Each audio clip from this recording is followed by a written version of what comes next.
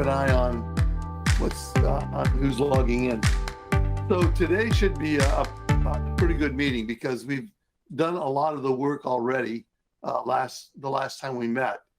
And so we will focus probably exclusively on formula fund projects today. And the formula fund projects that we will be reviewing have all been reviewed by us at our last meeting. The only thing that's changed is we have not added any new formula fund projects.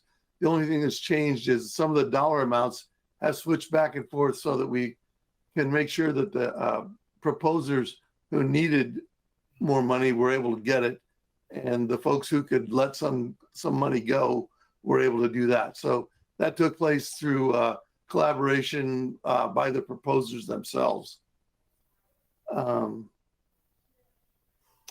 So my plan today is to try and not walk us through every project like we've done in the past, but to assume that we're somewhat familiar with the projects and start out by asking, is there any project on the list that doesn't meet the qualifications for the criteria of STIF project? And then when we get through that, I'll ask, we'll have to do a prioritization. And I'm going to suggest that we start at the bottom and work toward the top. We may have to only identify 2 or 3 lower priority projects, and then we can leave the rest sort of unprioritized. And if we have any time, then Kate will give us a little bit of background to prepare us for our January 5th meeting. So the way we'll start today is that Kate will present all of the projects in slides, and it'll take several slides to go through them. But as we go through each slide, if someone has a comment, a question, we do have proposers and resource people in the meeting that should be able to address those questions. So Kate, you want to go ahead with the first slide? Yep, real quick, I just wanted to make sure, Mike, I don't think we have any audience participation, but just I'm sorry. That's okay. There's a lot to cover today. This is a good time if anybody is here from the general public that would like to testify. Okay, we can come back to that if we need to, if somebody shows up. Great. So yep, just quickly what Mike just kind of talked about, what you all are set out to do. And then I wanted to, again, I know that we stress this a lot, but this is the criteria that you all are supposed to use to look to see if these projects do meet what the STIF guidelines outline that STIF is supposed to be used for. So we always throw this in here as a good reminder. It's also in your packet, and it's, I think, on every project page. And then also keeping in mind that we also want to tie these projects to OPTP goals. So I'm not going through all of those. But as Mike said, we do have quite a few projects. And so I think that I really want to thank all the providers for coming and doing a great job of giving their explanations. Last time, I think it was really helpful to hear their explanations. And so I know that each of you have spent hours poring over the packets too, and are also very familiar with them. But this is a good opportunity on each slide. I think probably the easiest way to do this is to just show you each of these slides and see if there's any questions about any of the projects on these slides, and kind of leave it here for a moment rather than me going through and kind of reading each of these projects. But if you know, it sounded like, I know David Reeser, it sounded like you already had some questions. I don't know if others do too, but if we can do it slide by slide and grouping, if that works. So for the people that are on video, you can raise your hand if you have a question or comment. And as Kate said, there'll be several of these slides, and we'll kind of take the projects. We're not going to walk through every project, but if you have a question or comment about any of the projects on this slide, this would be a good time. And Eugene, you cannot tell what the heck we're looking at. So that's right. We're looking at project A, B, D, E, F, and G. So A is mobility planning technology operations. B is real-time sign hardware software data management. C is ride source shopper expansion. D is rolling stock. E is student fare program. F is low income fare. And G is platform validators. Yeah, I'm sorry, the what? Platform validators is the last one. G, project G. Okay. David, go ahead.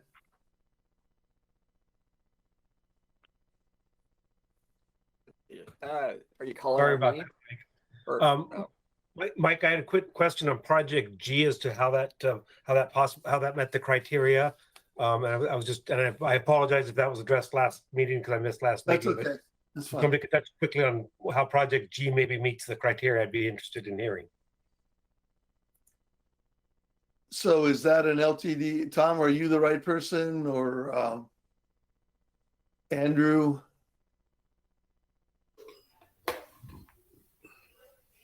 I think Cosette was going to be on, or Andrew, can you answer that question? Oh, Cosette's here.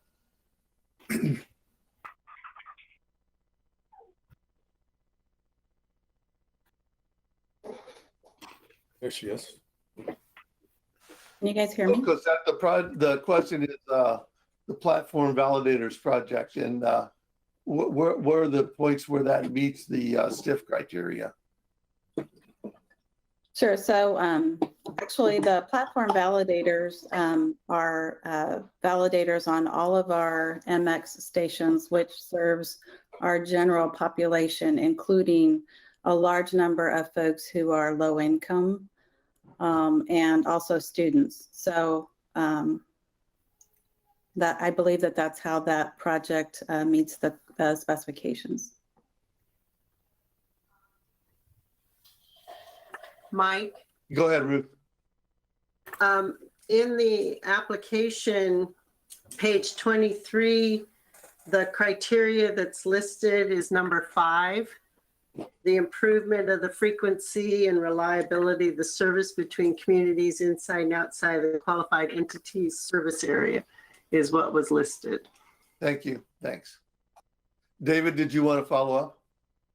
Yeah, and whoever the last commenter was, thank you for doing that, because I didn't see where we were expanding, increasing, or improving services to those areas. We're just serving them. So that makes sense to me. So thank you for the clarification. All right. Phil, did you have your hand up? There are 2 Phils. Which one do you mean? Phil Barnhart is who I was looking at.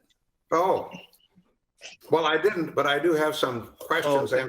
and or comments if you Go if ahead. you're ready for them.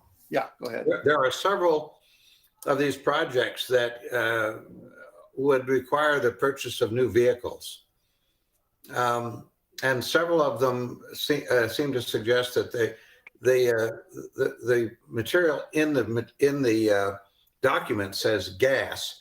I don't know whether that means natural gas or whether it means gasoline. Can anyone? And I'm referring, I think, to D, and I forget, but there's at least one other that refers to gas vehicles. So Tiffany, do you want to point us to the right LTD resource? Matt would be, I'm here. Sorry, I was unmuting myself. I think Matt, if Matt's on the line. Specifically, I'm looking at page 17. Yep. Where it says one new vehicle in service less than 30 feet long, gas-powered. But I don't know what that means. And regardless, I have a comment about it that. Yeah, so Okay. Phil, this is Matt here, and there was a requirement to fill that field in on the application, so we went with the default, knowing that we want to, all the decisions we make on our fleet looks to reducing our greenhouse gases. So the baseline is there at the gas, but we're looking at how we can reduce that with the fuel type. Let me ask the question again. The word is gas. Does that mean natural gas or gasoline? It's in the application, it's gasoline. Means gasoline. Okay. I would suggest that in the future, these kind of things get spelled out so they're not confusing.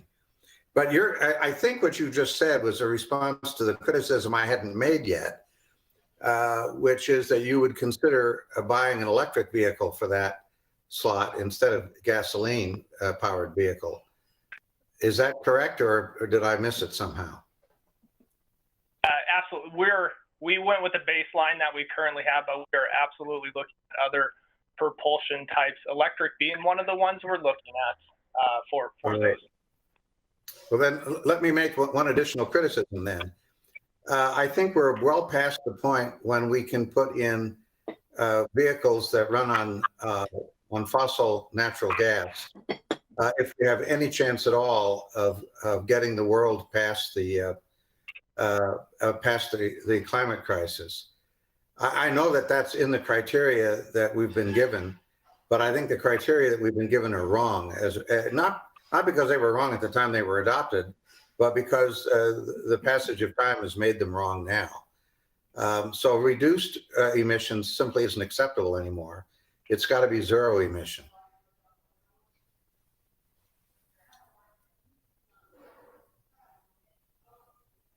If I could chime in just briefly, I just want to point out, Phil, because I had the same questions as we were going through this process. And the thing that was made apparent to me in just asking and all my questions was, in this stage of the process, we have to identify the fuel or propulsion type in the application.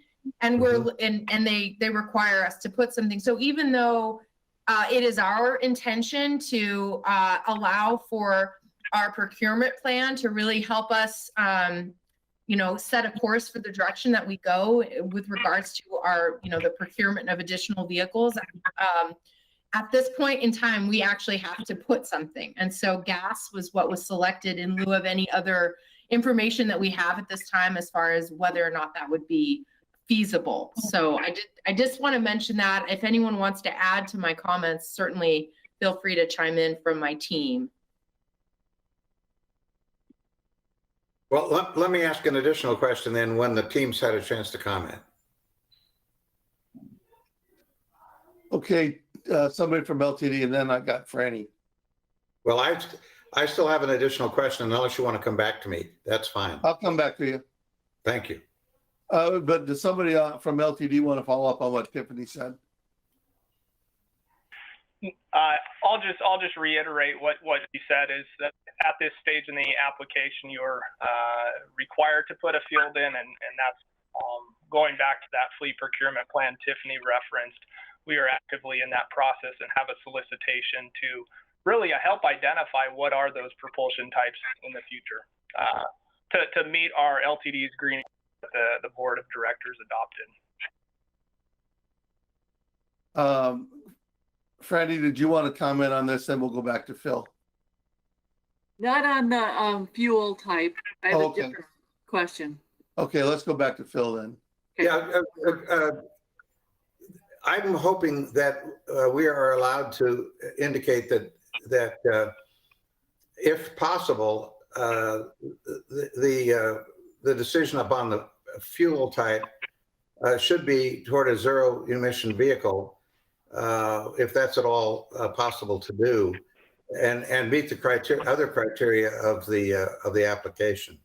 Maybe it's an asterisk or an added note. I don't know what it would be, how it would fit in, but I suspect you have a better chance of actually getting the thing if you're saying, we've said gas here, but we really mean that we're going to go with the best we can get in terms of lower or zero emission.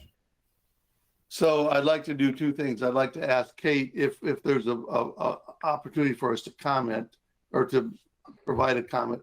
And then secondly, we need to find out how the entire committee feels about the comment. Yeah, that's a good idea too. Thank you. I think when you are prioritizing, to send your priority list to the LTD board, who will eventually be the ones who finalizes the STIF plan, then you can definitely put that into your prioritization list, into the actual application to ODOT. There's not a specific thing that calls that out, but you can. I will say in the last round, LTD did have one project that they had to list in this way, and they did end up going with electric vehicles for their mobility on demand downtown project. So I think that there is some history of that. But Well, that's how you have to comment on it. I'm recalling from our December meeting that someone from LTD had I thought, a fairly elaborate explanation for why in some cases you put down gasoline, in other cases you put down electric. And am I misremembering that? Because I haven't heard an articulation of that in today's meeting. Yeah, so this is Matt again, and I'll elaborate a little bit with these 30-foot and less cutaway vehicles. It's a little bit further behind the market in regards to the FTA requirements for Buy America and some of those other exceptions. And the other thing comes to range. Let me pause there. There seems to be a little feedback. Can everyone hear me clearly? Okay, I'm hearing a lot of nods, but I am getting feedback, so I apologize for that. But it really comes back to what our service needs are, and that's one of the things we're looking at as well, is how far an electric bus on a cutaway get for us that also meets the Buy America requirements for federalizing particular assets. Could someone, okay, Philip just paused. So there's some of that we're taking in consideration. But again, going back to an earlier comment, LTD has an adopted climate action goal that we are always going to look through the lens and to ensure that every step towards that really gets us to the place that we want to go as a board as well as a community. And so we are looking at all those things. So that's the comment that I recall from the last meeting. There were also questions about lifespan of the vehicle or anticipated life of the vehicle, and I thought that all of the gasoline-powered vehicles that were proposed had a relatively shorter lifespan than the electric vehicles that you were proposing. Am I remembering that? Yeah, you're remembering absolutely correct. So a 30-foot cutaway vehicle that's identified here has a minimum useful life of 7 years, whereas the Project D Task 3, those fixed route replacements, that useful life is 12 years or more for minimum useful life. So there are differences in those as far as the useful life. And the reason that's important is that if we bought a gasoline vehicle that had a 12-year lifespan, Phil has reminded us several times that that's going to be long past the time when everyone hopes that we'll be running our public transit fleet on zero emission vehicles. David, did you want to weigh in on that? Yes, thank you, Mike. What's a fixed route vehicle? Great question. That's a fixed route is what you typically see a 40-foot bus or a 60-foot bus. So it stays on a particular route at all times. So that's why they determined it a fixed route. So our MX is a fixed route bus. The cutaway vehicles really don't have a route that they go on day in and day out. And so those are just demand responses. So just to clarify, under item 3, are these replacements of MX vehicles, or are these replacements of buses that run on streets? And that would extend the shelf life. There are both. So to clarify, looking at Project D, Task 1 and Task 2, the right source vehicle expansion and the replacement vehicles for right source, those are non-fixed route vehicles. Those have a useful life of 7 years, and that's what we're talking about. Useful life. I'm asking, where are the vehicles going to run? Are the items under number 3 all MX vehicles, or do they include different types? Under just D3, what are those 15 alternative fuel vehicles? What routes do they run? The recipe for fixed route. The next MX. So they're MX vehicles. or into the route. They are not MX vehicles. They're fixed route vehicles. So MX is not identified in those D Project 3, Task 3. So the vehicles, and I apologize for the clarification, but the vehicles being proposed under D3 are not going to be run on the MX route currently. Correct. Thank you for that clarification. So, Phil, I think our comments can be that we had a robust conversation supporting the LTD climate action plan as they purchase vehicles. Does that scratch the itch? Okay. Okay, so we have some other people in line. I have Franny, then David. So I just have a quick question, I think. It has to do mainly with the rolling stock. I could swear I've seen this this ask on the discretionary list as well, or maybe one of them. Are any of these projects being asked for a different pot of funds? And if so, if we grant them this formula funds, will they fall off those lists? That's what I want to know. Thanks. In other words, you know, are you going after another pot of money for these asks? And I think I've seen something around the rolling stock undiscretionary. So I'm not sure if Tiffany or Kate is the right person to. I will step in, and I will ask if Tom can provide us a response to that. Tiffany, can I provide information on that?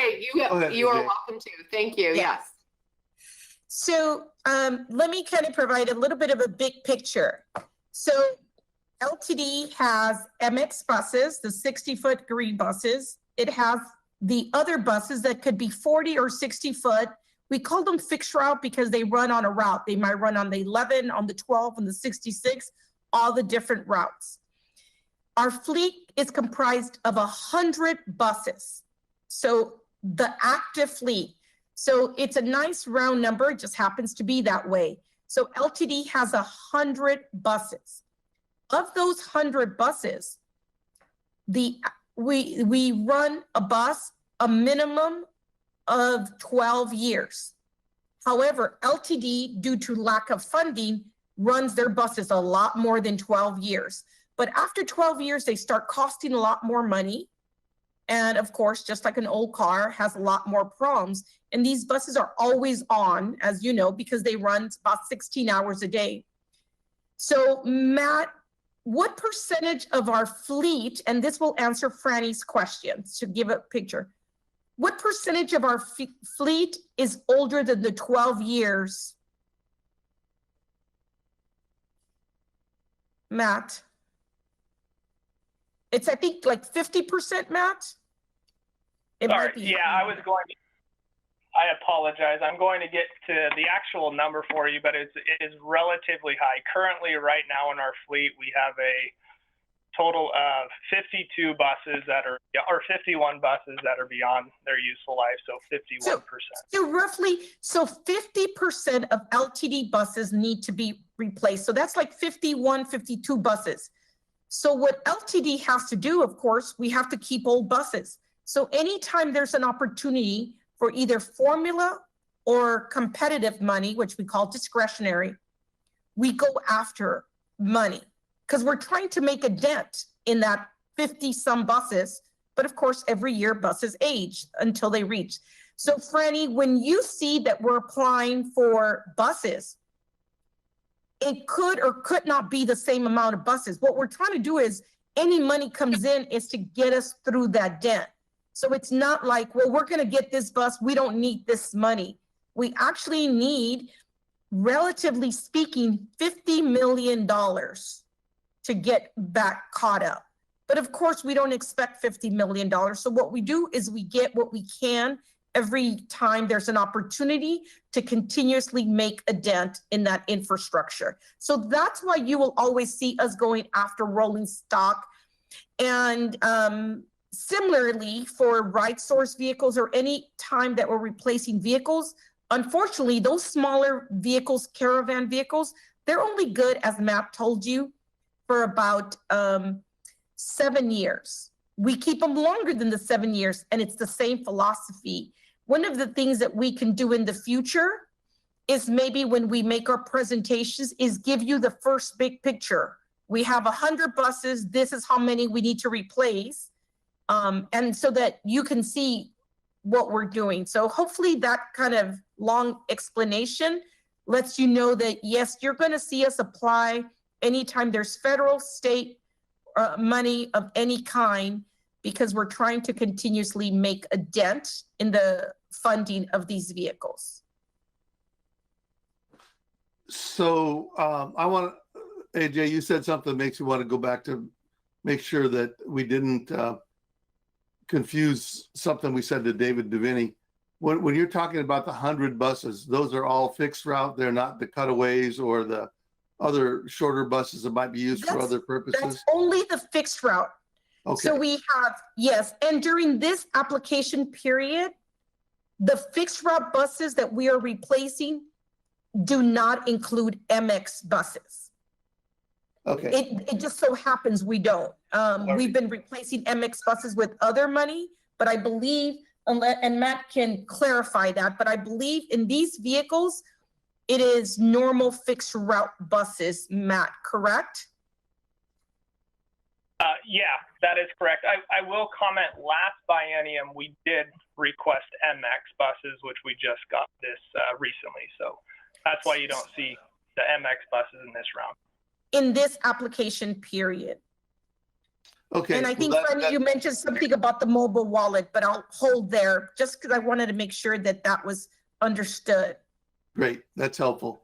David Reeser, you're next.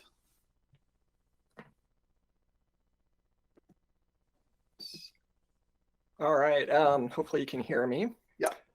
Great. I have 3 questions. One is for Project B, the other for Project G, and then the third is for Project J, which isn't on the screen, and I'm happy to hold that question if needed.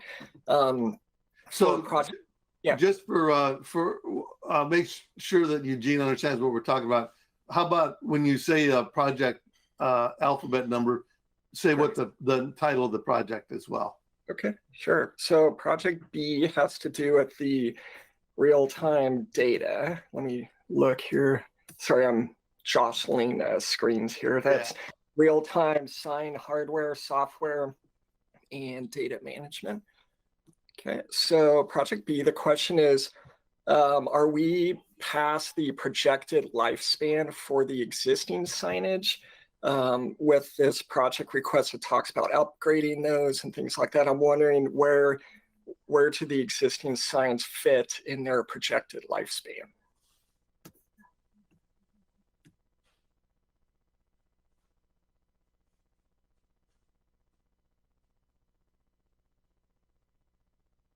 Do you want to answer that question?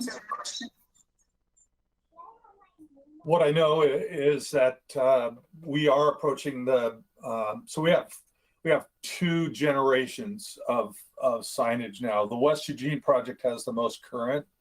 The existing MX infrastructure has the older technology. And so I think the idea is that this project would replace the older technology. Okay, great. My second question is for Project G, which is the platform validators. And my question is, for, as you guys, as LTD is looking at the touch pass system and expanding that, I'm wondering if with this proposal, is there any assistance for large employers? And since I'm representing the UFO and we're the largest group pass participant, I'm just wondering, like, what is kind of baked into this project, and who would receive that assistance is it just LTD or for folks that need help with implementation on their end? So David, this is Cosette, and the platform validators are actually just to place a validation unit at each of the MX platforms.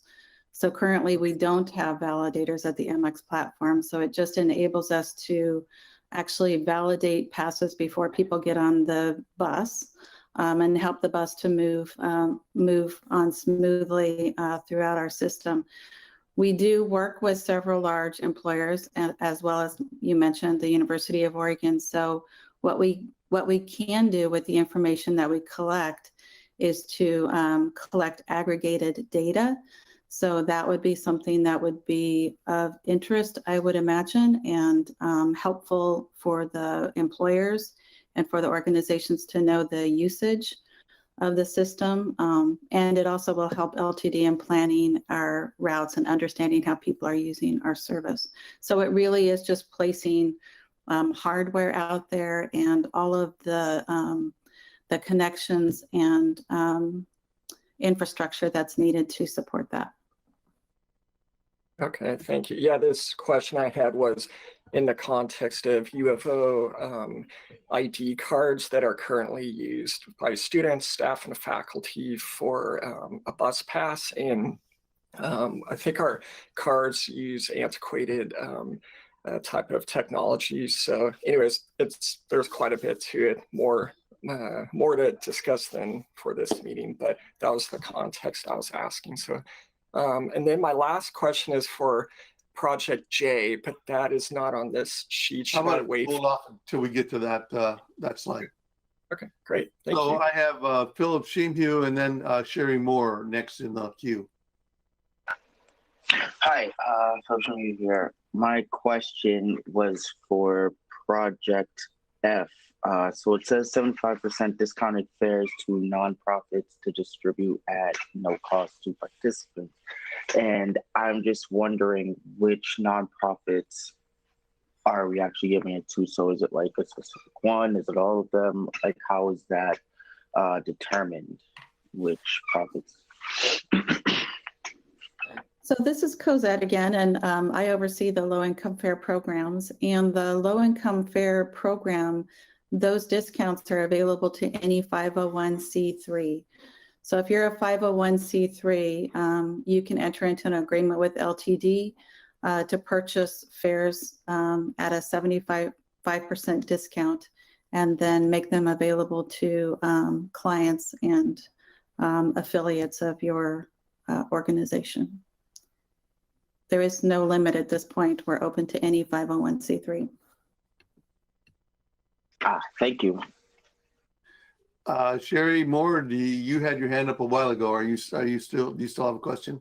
Yes. Well, the question had to do with G, and now I have to go back and find it.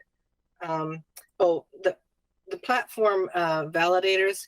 Now, if they're not validated on the platform, they validate when they get on the bus. Is that correct? So currently we have supervisors and other LTD staff who are riding the bus and they're spot validating. So we're not collecting full data now at all. So we would be able to eliminate that as well as collect full data by having people validate before they get on the bus. But would that be required, or is there also going to be validation possible when they get on the bus? No, there would be no validation on the bus. It would be prior to boarding. And again, that's to really speed up boarding and enable the bus to stay on frequent transit schedule. Okay, and then just a question about the information. I assume that all of the information is not pertinent to the individual. Is that correct? I mean, they're buying a pass, so their information is on the pass, but it is anonymous as far as when you're collecting the information? Correct. So LTD collects the information on an aggregate basis. So we can collect according to programs. We can collect according to some, I guess, again, organizational. We can find out, how many people are boarding using a low-income fare. So types of fares, group pass programs. We can collect data in that way, but we don't use that data in any individual manner. It's all anonymous and aggregate. Okay, so is there any kind of assurance for individuals about that? I mean, I'm just thinking of, we're tracked all the time nowadays, but I'm just concerned that people might have a concern about that.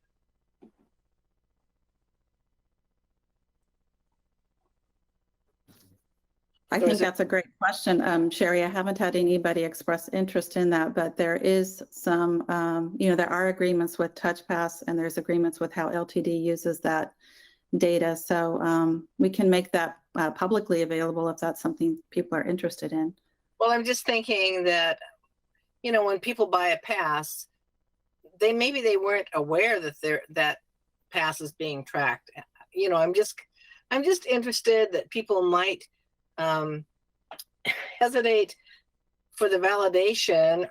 I guess maybe it's not an issue at all, but I'm just aware that we're being tracked continually.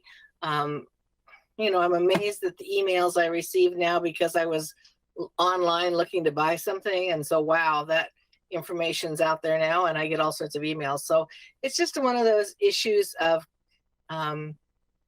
keeping private information, that sort of thing. But you've answered my question about the validation, so I won't go any further on that. Thanks. Okay, it's a little bit after 4. How many more slides do we have altogether, Kate? Project slides. Yeah. We have another in district and then I believe, 2 out of district. Okay, so we're doing okay time-wise. Eugene, did you have a question about anything that's on this particular slide? See them. At some point, I would like to have, since I can't see them, have someone tell me the amount of money we're talking about with each. Is all. The total amount, the total ask. Okay.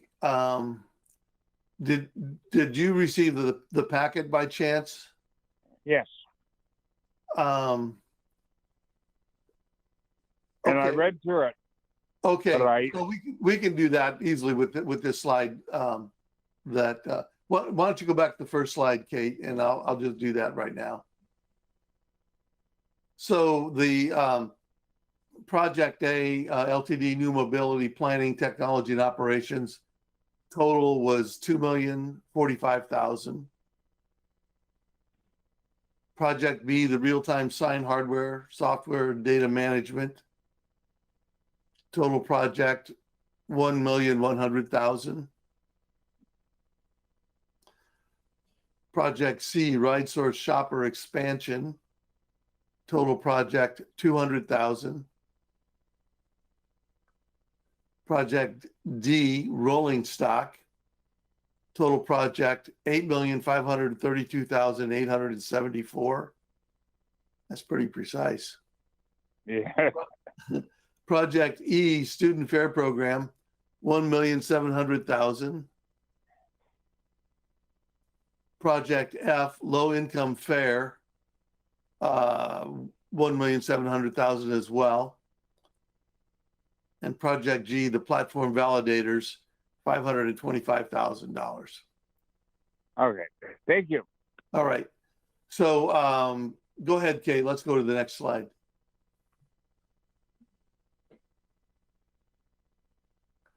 I'll go over these. I'll run through each of these, Eugene, so you can know what we're talking about. Project H is stiff administration. Total project cost $55,000. Project I is Lane County Stiff Program Information Overview. Total project cost $55,000. Project J, Bike Share Enhancement. Total project cost $490,000. Project K, Fare Collection. Total cost $37,500. Project L, Florence Eugene Connector, $12,000. Project M, Enhanced Lane Douglas Connector Service, total cost 168,948. And project N, out of district expansion buses, total cost 345,000. Did I make a mistake on the first one? Kate, it's project H was the first one, and the total project cost was 400,000 on that one, Eugene. Real quick, also, Mike, I just want to add for the numbers that you just said. Yeah. There's 4 of the projects on this slide: the fare collection, the Florence to Eugene connector, the enhanced Lane Douglas connector, and then the out of district expansion buses, where the numbers you just listed are just for the in district amount of funding, because those projects are asking for some amount of funding in and some amount of funding out. So the next slide, when we get to actually out of district budget, we'll have their out of district funds. There'll be some matching going on there from other sources. Okay. So that's the big picture, Eugene. And then I'll go ahead and take questions from anybody or comments. Can I just ask how you're seeing it on screen? I'm trying to follow it on my phone and having difficulty. So how do I get the big screen besides, I'm seeing the videos of everybody, but can somebody help me there? This is Sherry. It says screen down here below, but when I hit it, that's to share your screen, not to. Could I suggest you go to active cameras and you hit hide everyone? Then you might actually see the. You might see it. Okay, thank you. That would help. Try it. Okay. Now I don't see anyone. But you don't see the slide either? I don't see the slide either. Oh boy. Oh well. It's fine. I'm trying to follow along on my phone, but I just thought maybe there's something I haven't hit that will give it to me. That's fine. Well, go ahead. We'll make sure to articulate whichever one we're talking about. So does anybody have any questions or comments about the projects on this slide? Go ahead, David Reeser. Okay, great. Thank you.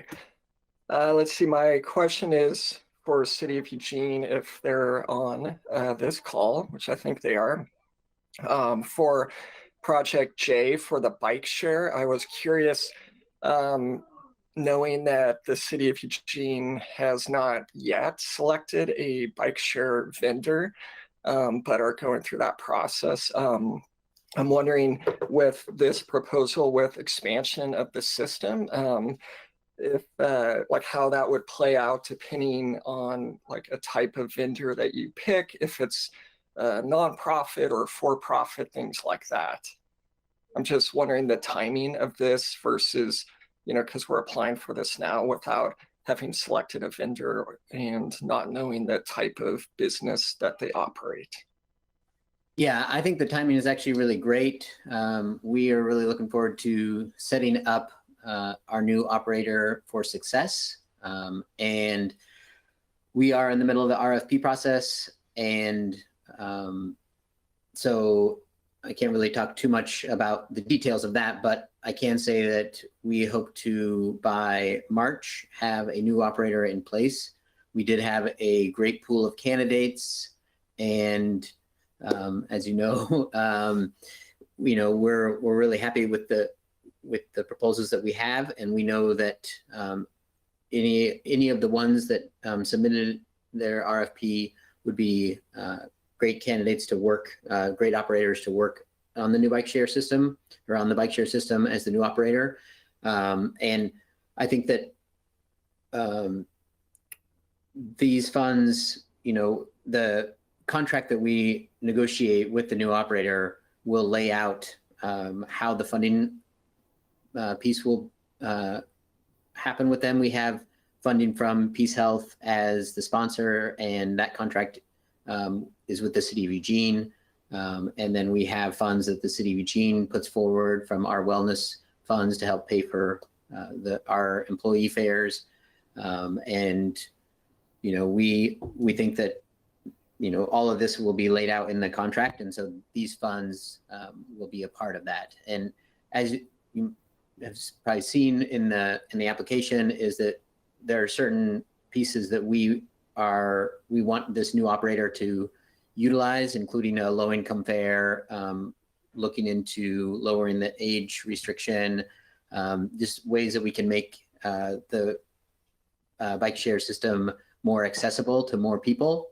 And so by providing the funding for that, we really set the stage, not only through our contract with the operator, but by putting money in to support the way that we want bike share to move forward. Does that answer the question? Does. Thank you. Appreciate it. Yeah, thank you. Other questions? I have a question Go ahead, Ruth. in Then David. response to what was just, still with Project J. I'm seeing in the application information that the fund is implementation of programs to reduce fares for public transportation. How does making it possible to use a bike share program satisfying the public transportation's target project? I mean, I'm not seeing the correlation between funding of bike share programs and necessarily satisfying transit's purpose. We see bike share as part of transit. LTD is an important partner with us, and the first and last mile connection to transit and bike share itself is a transit operation. I think that buses are our main transit system, but bike share is a vital link and operates as a type of public transportation as well. So I guess I agree. I'm just wanting to make sure in what's, and Kate can help me with the clarification, is the STIF program only to meet the needs of public transportation when it's numbers 3 criteria is specifically saying public transportation? And so how is the first mile, last mile resources meeting the criteria?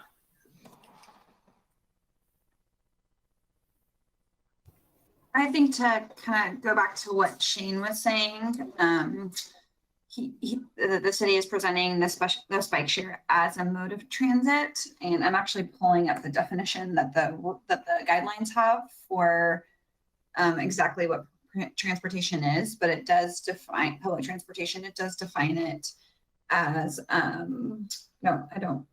it mentions other modes besides bicycles. Besides buses. So give me just a second to pull up that direct language, and maybe I can come back to you in just a second with that, Ruth, if that is okay. Okay, we'll come back, Ruth. I think I had David Deviney, then Phil Barnhart.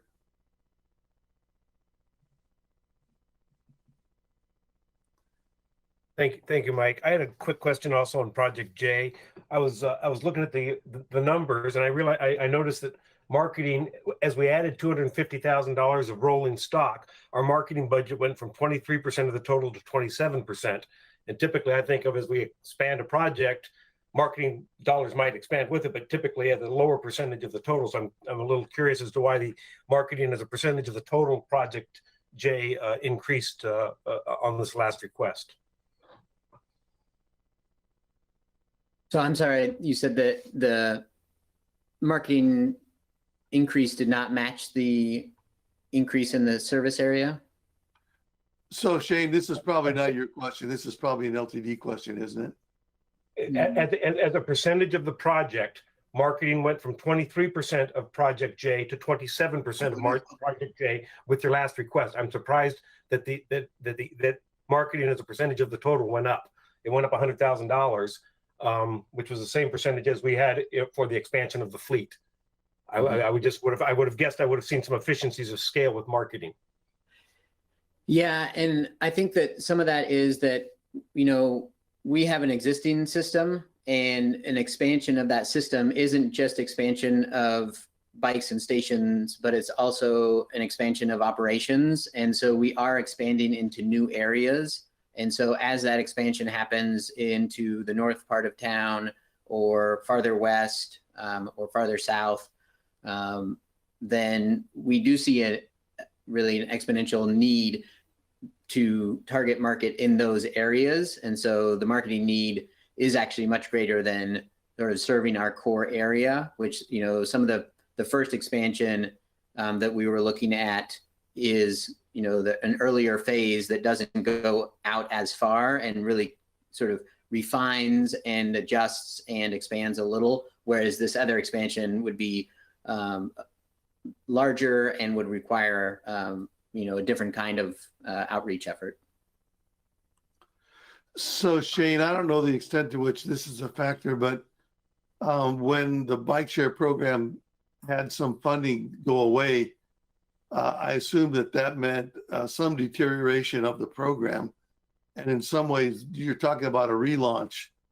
Well, I'd like to think that there wasn't too much of a deterioration. We, you know, when Uber and Uber Jump pulled out and the city of Eugene was required to, or we chose to step in and keep operations going, really the decline was mostly because of COVID and just a decline in service. But we kept it going and have had staff on rebalancing, and there were, you know, fewer bikes out, but there was also less demand. But this definitely is going to be a relaunch of sorts with a new operator and this expansion of service. And so we know that with the 2021 games and 2022 World Championships coming, we have to gear up for that.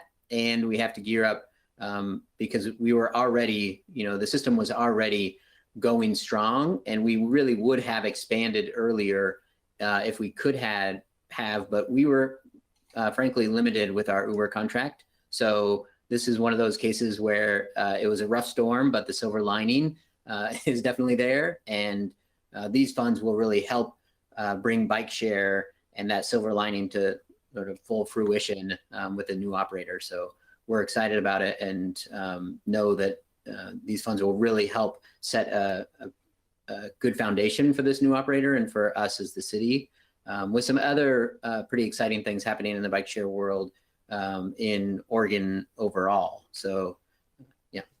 Okay, thanks. So someone was tracking down some information for Ruth, and I don't was that you, Kate? It was me. She had just asked about using the bike share as a service. Ruth, I'm just going to read the definition of the public transportation service provider that's in the of the public transportation services as it's in the guidance. It means any form of passenger transportation by car, bus, or other conveyance, either publicly or privately owned, which provides service to the general public on a regular and continuing basis. And then it talks about all the different things that it can be used for. But so I think that the bike, That's the city what I is needed. saying that the bike would fit into that other category. Perfect. Okay, thank you. So David, did your question get answered? Okay. Phil, you're up. Thank you. I have the same kind of question on Project N that I had earlier, having to do with moving toward zero emission vehicles. I'm assuming that the answer is the same, or at least very similar to those other comments. I just wanted to make sure it got in the conversation. Depending upon the outcome of the election in Georgia and a variety of other things that are going on in Washington, D.C., I would be very surprised if there isn't additional federal money available for ZEV vehicles, coming up. And it would be a shame if we had purchased a bunch of new diesel vehicles just before that money became available. I don't know how to deal with the timing issue, but I hope somebody is paying attention to that and thinking about it. Is that a question or a comment, Josh? I just have a comment. AJ noted that they've got a huge backlog in needed vehicles. And so hopefully we'd still have a need to obtain zero emissions vehicles if those opportunities came up. I don't feel like purchasing a diesel vehicle right now would mean that we couldn't purchase more zero emissions vehicles later. Could I respond to that? Go ahead, Phil. I think that's true. The problem is that what we were just told was that the current vehicles are supposed to be used for 12 years, but in fact, we're using them a lot longer. I would assume that if you bought a new diesel vehicle today, you'd expect to use it for 12 years plus a lot longer. So every diesel vehicle you buy is going to be still in use in 2035 or 2038 or 2040. And so that's a problem that I think, when you start talking about the lifespan of these things and the time out into the future, this becomes very frightening, very scary. So I think the comment about old vehicles being used longer actually cuts the opposite direction of the comment that was just made. May I add a little bit to that? And a lot of transit agencies, and LTD will be one of those, is what you do at the midlife of those vehicles. So just because you purchase a vehicle and say it's diesel powered, that does not stop a transit agency to repower that vehicle. We do know that electric vehicles and technology are continually getting better. Many times where transit agencies are repowering those vehicles, and that's an approach that LTD will look at, Phil, to kind of say, we're not stuck with this particular technology. We have the option to change as we see fit as funding comes available, whether it be through STIF or other opportunities to get us to that goal, going back to what the board had adopted to get us away from those greenhouse gases on our fixed fleet as well as other fleet. Thank you. I really appreciate that comment. I had not thought about it, and I appreciate it. And if I could, one very short comment. I really like these plans. I think these plans, this totality of what we're talking about today, should significantly enhance the attractiveness of the transit system and increase ridership. Overall, I think they're really good, especially many of the ones I haven't commented on at all are going to be really useful. Well, I think you voted on the legislation that made this possible, didn't you, Phil? Yeah, absolutely. This was part of the big the big transportation bill in 2017. Yeah. And I would love to say I wrote it, but I didn't. I did get to vote for it. Well, thank you. Okay, Eugene, did you have a comment or question about any of these projects? No. Okay. No. Good. Okay, I got you. Anybody else? Comments on this page? On this slide? Okay, Kate, are we ready for the next slide? Okay, now we've gone to out of district here. And I'll do what I did the last time. Project K, fare collection integration, total project 37,500. Project L, Florence Eugene connector, total project 108,000. Project M, enhanced Lane Douglas connector service, total cost 42,237. Project N, out of district expansion buses, total cost 295,000. Project O, Rhodey Express, total cost 394,000. And Project P, Sustainable Service Reserve, 56,200. And Kate, I assume some of these projects are also have matching other sources. Yeah, so yeah, all of these, most of these are the same projects that were just listed on the slide above. It's just that some of the funding is being requested from in district and some of it's being requested from out of district. Okay, so the three of amount them you just read is from out of district. And Through the- I also for wanted the to pro- make one quick note, Mike, that I don't know if Sherry saw my note, but all of these are also in your packet, in the last few pages of your packet. So we put Okay. it at the end of the packet, so it'd be easy to find. Okay. So, So questions or comments on these?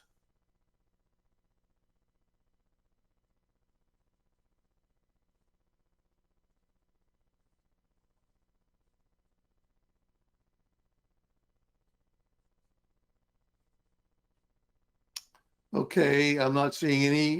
Eugene, you have anything? No. Okay. Nope. Okay, this is our last slide, I believe. Is that right, Kate? And then after this, we'll do some prioritizing, and I will actually be looking for a motion to advance these projects to the LTD board for their approval after we get through the prioritization. So the projects on this slide are Project Q, Diamond Express, fourth trip service expansion. Project R, back on Q, fourth trip service expansion. The cost is $100,000. Project R, Diamond Express Saturday expansion, total cost $100,000.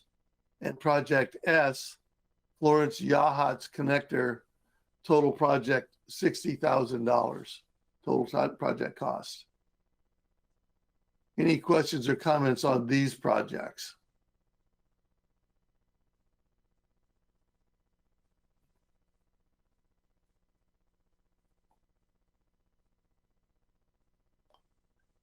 So Kate, we've really gone through all the formula fund projects at this point. Is that correct? we have, yes. So I have another slide here that Okay. I just briefly wanted to talk about budgets because they did change Go from ahead. last time. And I think I think everyone has seen all of this in the packet. But before we were quite a bit oversubscribed in the out of district, which was a bigger deal because it's so much of a smaller fund. So now LTD has moved some of the expense for the Diamond Express bus into the in district, since the Diamond Express does run in and out of district. And then LTD and the city did change some of their budgets, which you can see here for the bike share enhancement project, as well as the rolling stock project for LTD. So right now, looking at the budgets, I just want to say we're a little less than 3% oversubscribed in district for what we estimate will come in. And again, the estimate of what will come in is based on two different estimates. It's based on what LTD thinks we will have left over from this biennium as the qualified entity, and then also what ODOT is estimating we will receive in the next biennium. So those are, again, two estimates. To be 3% off and to be a little oversubscribed is probably fine. The public transportation service providers have had a conversation about that and have talked about how some of their projects are scalable if for some reason the anticipated funding for SIF did not come in for this year. So I just kind of want to let everyone know that that conversation with the providers has happened. Can I ask see if anyone had questioning about that. Sorry. David Visser? Yeah, thank you. Quick question. Sorry to interrupt. Are there any projects that, I'm sure there must be some that are not scalable that we should be aware of?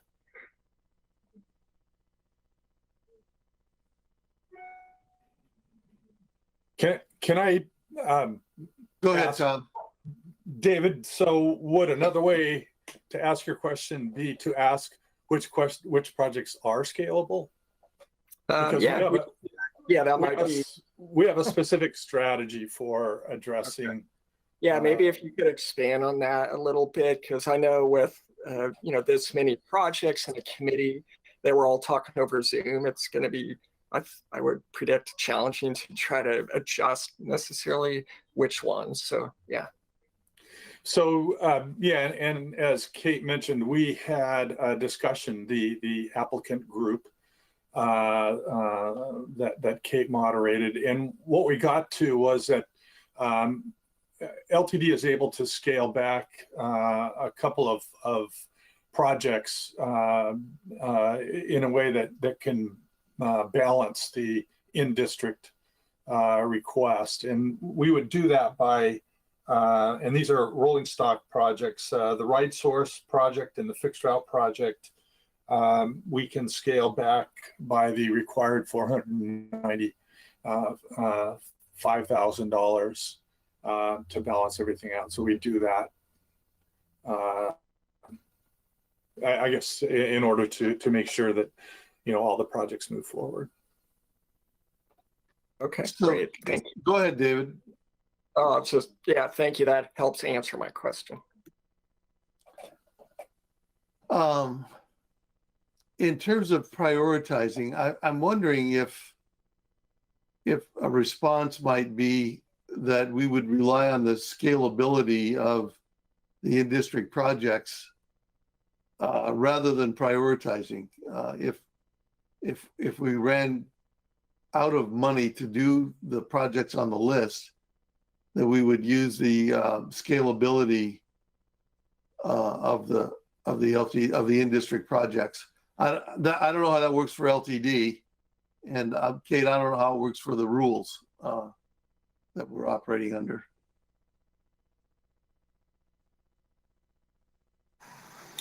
So I think this cycle is a little different than the last cycle, because in the last cycle, the committee's prioritization was put into the actual application. Right. And for this upcoming cycle, it's not put into the application. It's a recommendation that you give to the LTD board. So in this particular instance, the LTD board is serving as the qualified entity for all of Lane County. So I think it's helpful for the qualified entity. So again, if for some reason we went into a major recession and these numbers shrank drastically, then the qualified entity is not receiving those funds from ODOT. So then the providers do have to figure out how to shrink, for sure. And so I think then that is where the prioritization list can be helpful as a guideline. Okay. So that means, go ahead, David.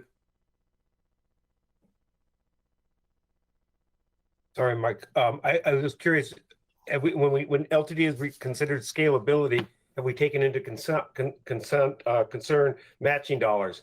If I recall right, under Project D, we had an awful lot of federal dollars for matching. So if we remove $2 from Project D and we lost $2 in matching funds, that wouldn't be the same as removing it from $2 from another, unless I was just thinking out loud.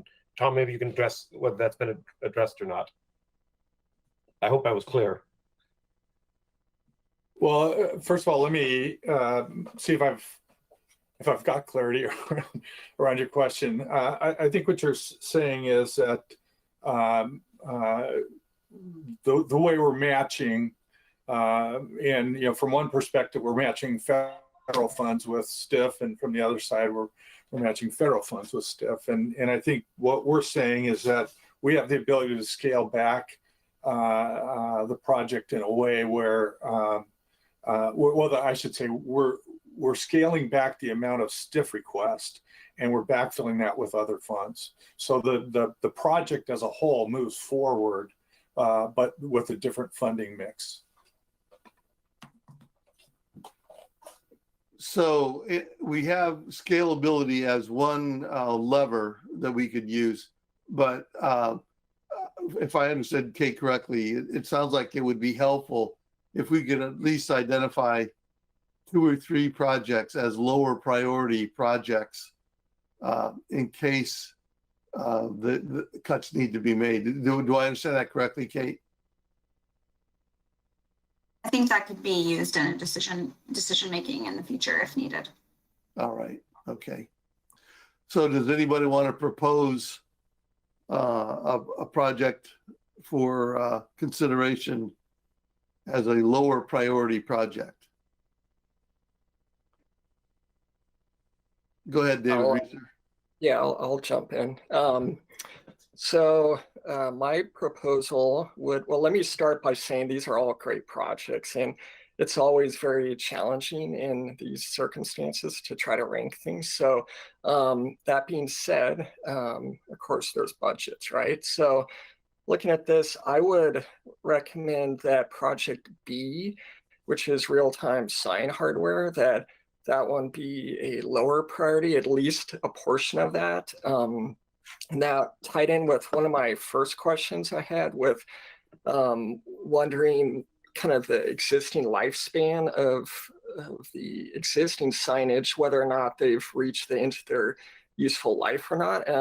And don't get me wrong, I think real-time signage and hardware and software is great, but I also think for me, if I'm weighing priorities, that there's more bang for your buck for like adding buses and things like that, or adding bicycles versus software. So.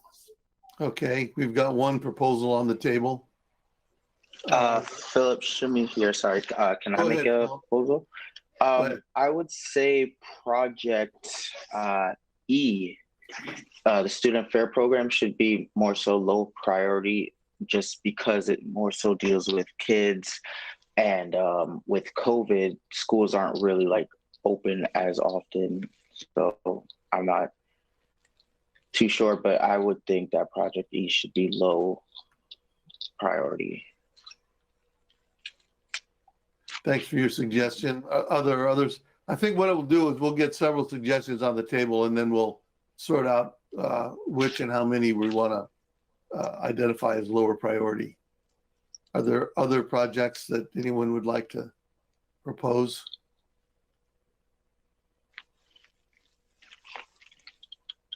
Philip, is that you again? Sorry about that. Let me mute myself. Oh, okay. All right.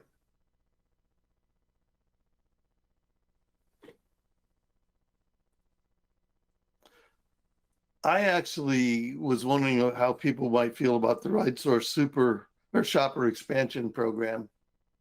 I can see where that program could do a lot of good, but if I had to prioritize, I'm not sure that that one would be at the top of the list. So I'll just put that on the list. That one is Project C. Ruth, did you want Can I ask LTD the question? Go ahead, Ruth. Another question about Project G. With the platform validators, is this a cost that if we didn't fund this program, we would end up, LTD would be paying for those staff hours because staff is doing that role? So it's really just a different form of validating cost for cost, or not? Someone from LTD want to respond to that? Sure. Right now, again, we do have staff who are riding the buses and spot checking fares. So we're not fully validating fares on our MX system. So we would continue to have those folks ride the bus, as well as we would look for other opportunities to get grant funding to fund the validators. Okay, so you would still have staff costs. If I could add, one of the issues too with not having the validators is we are not collecting the data. So whenever, for instance, like the University of Oregon says how many of our students use their group pass, I would say I don't really know. I think a lot of them. So it's not just, I think, trading off staff versus capital costs, at least from the planning department side. There's a lot of useful information that's not like what Sherry was, I think, worried about with the tracking individuals, but just in the aggregate, who's using the service and how they're using it. The planning department doesn't currently have that data for MX, like we're collecting it elsewhere. Thanks, Andrew. Eugene, if you want to offer... And with the valid... Go ahead, Ruth. Just another side question. Would the bike share users be captured in the validator system? Is that a way of showing cross usage? I don't know about in that system, but we do have a pretty robust data collection that happens with bike share. As they're used on, but I'm wondering, the bike users of transit? Well, one thing I can speak to is that there's funding in this project for some more cross collaboration on a project that we're working on that is around an app development that would be a combination where you could, through one platform, use bike share, parking, transit, the bus system, and anything that anything that we can think of to throw into mobility, what's called mobility as a service. And so we're, with that app, then yes, then we can see better as people combine their trips and trip chain, and whether they park downtown and then take bike share and then use transit through that software development. That is something that we'll be able to track better.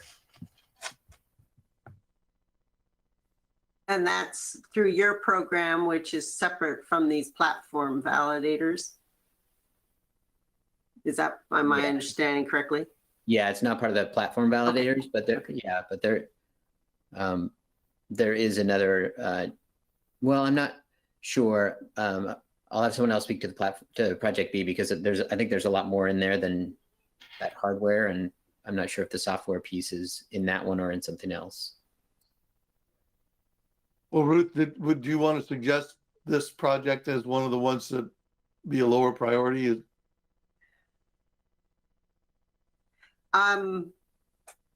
No, I think understanding the value of, I think this type of data collection can help reinforce the value of different related programs for transit. Okay. So I see the value. Great, thanks. So I had asked Eugene a question. I think Franny Brindle's in the queue and Phil Barnhart is in the queue. I would like to argue against putting the shopper vehicles on the low priority list. As a writer of Ride Source, and knowing people who ride that service, that is their only mechanism for getting to grocery shopping in many cases. And I think that is a really important aspect of transportation for the community. So I would argue against that. Thanks. Thank you. So let's hold off on fors and against for right now. I want to make sure that we get everything on the table that needs to be considered. And I have right now Franny and Phil Barnhart. Franny, you're next. Hi, I wrote my comment in the chat as well, but I thought maybe for Project C, the Ride Source Shopper expansion, there could be some private investment there or some sponsorship. Maybe there already is that could offset some of that cost. And if that were the case, it could be maybe a lower priority for that amount of money. Thanks. Okay, we'll consider that. Phil Barnhart. I passed. Okay.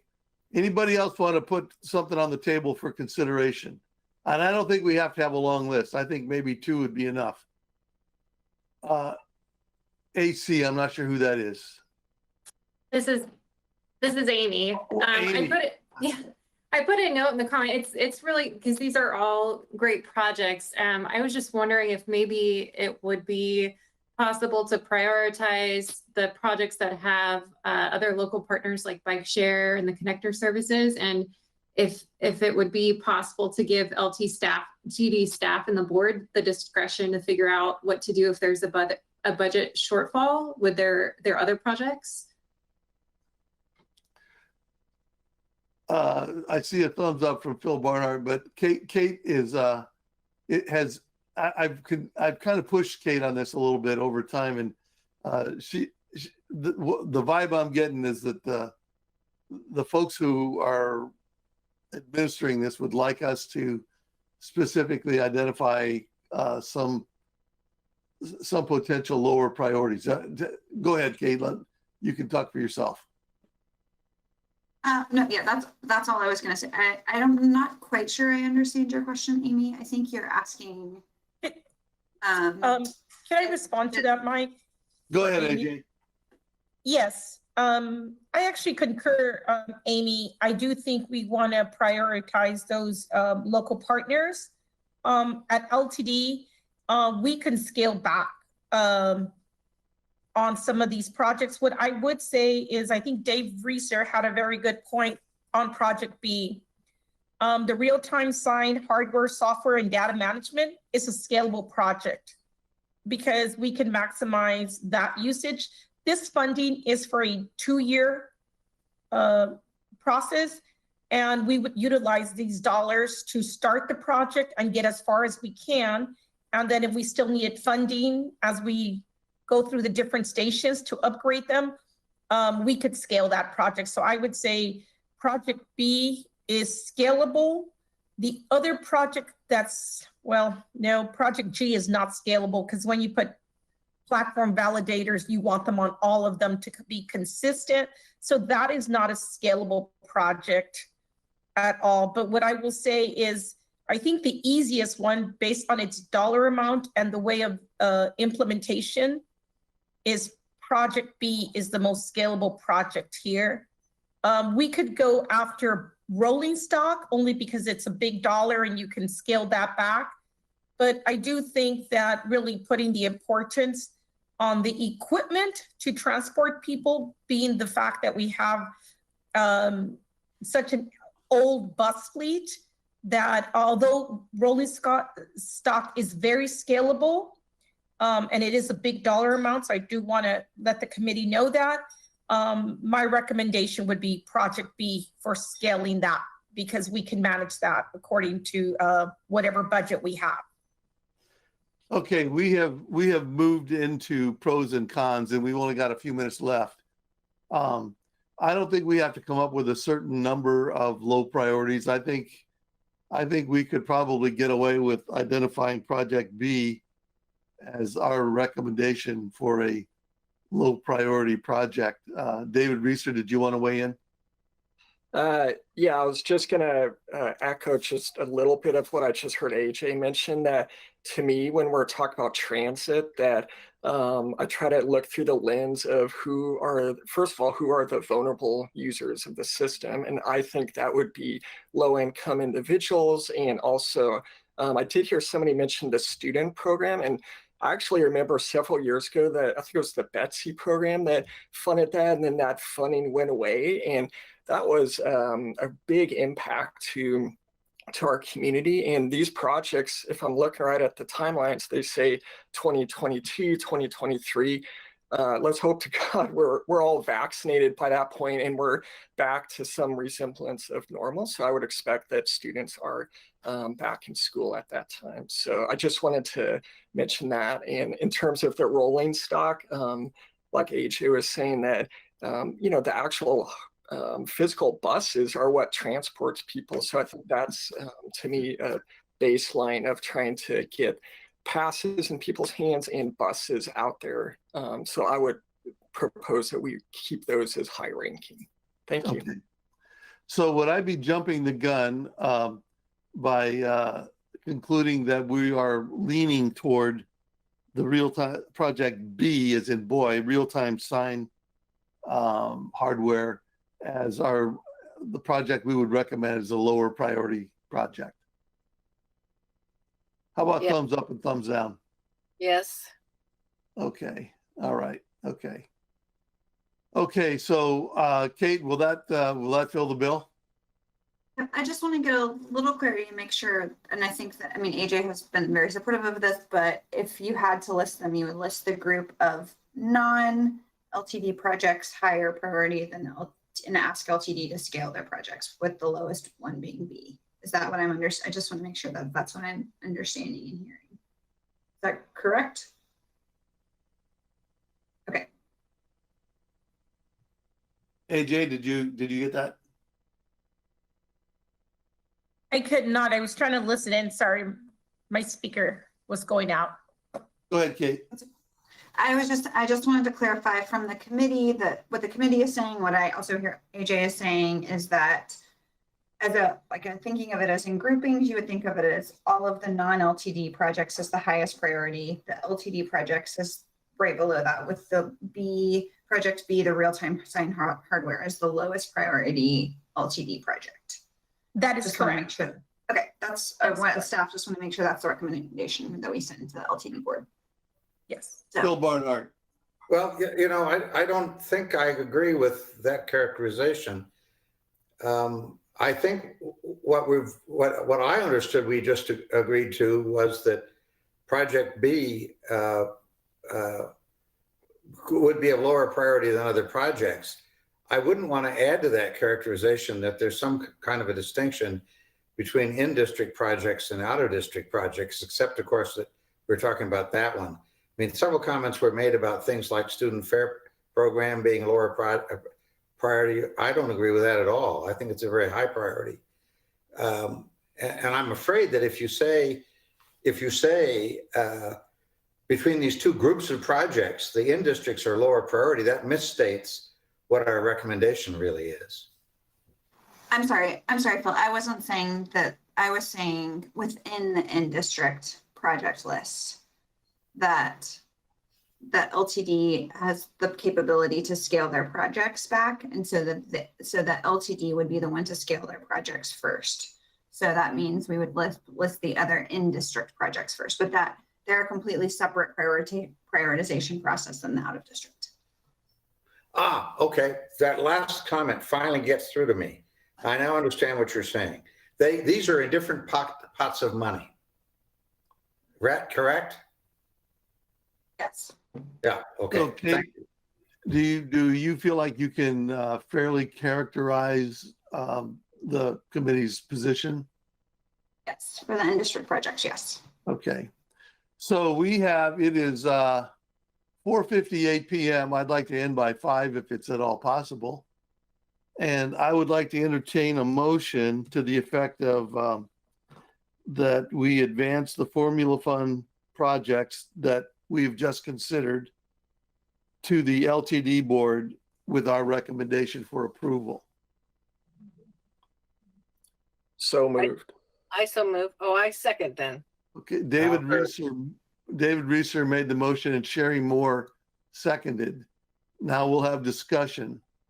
And if we need to postpone this vote, we can have this vote in January. So I don't want to try to railroad it or push it because there's a deadline. On the other hand, if we can do it today, that would be just fine.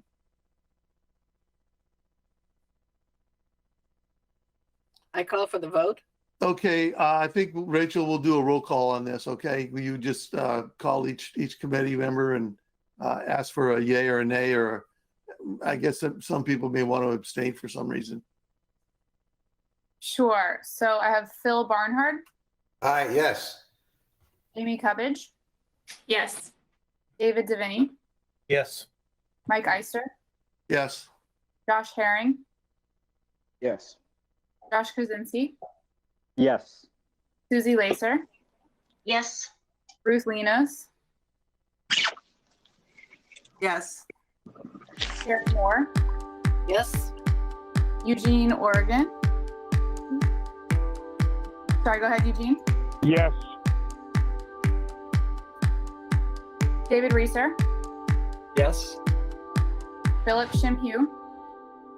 Yes. Okay, and those are all of our voting members.